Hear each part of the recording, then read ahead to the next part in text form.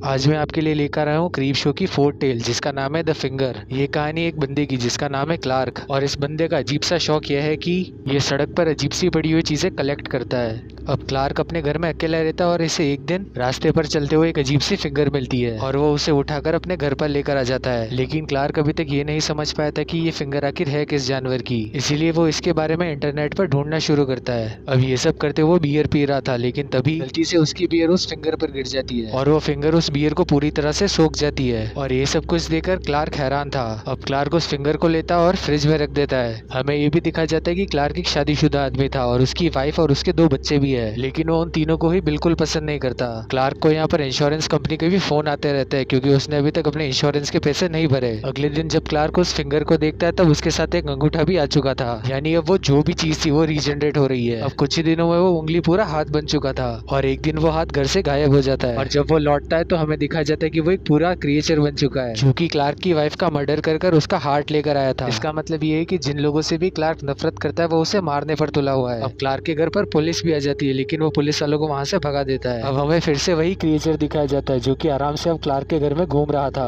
और एक दिन वो उन इंश्योरेंस कंपनी वाले लोगों को भी मार देता है और निशानी के तौर पर वो उनका कटा हुआ सर लेकर आया था। अब क्लार्क उन कटे हुए सर को ठिकाने पर लगा रहा था, लेकिन तभी उसके घर पर पुलिस आ जाती है और हमें बताया जाता है कि क्लार्क को सजा हो चुकी है अपनी वाइफ और उन इंश्योरेंस वालों को मारने के चक्कर में। लेकिन क्लार्क बताता है कि ये सब उस क्रिएचर ने किया था और वो ये भी बताता है कि वो उसे भी छुड़ाने आएगा और आखिर में हमें लगता है कि वो उसे छुड़ाने आ गया। अगर आप लोग अभी तक नहीं समझे तो मैं आपको समझा देता हूँ कि ऐसा कोई क्रिएचर था ही नहीं। वो सभी मर्डर्स क्लार्क ने करे थे और वो क्रिएचर और कुछ नहीं बल्कि उसका इमेजिनेशन था। और इसी के साथ ये टेल भी खत्म हो जाती है। तो वीडियो पसंद आई हो तो इसे लाइक करना और चैनल को करना सब्सक्राइब।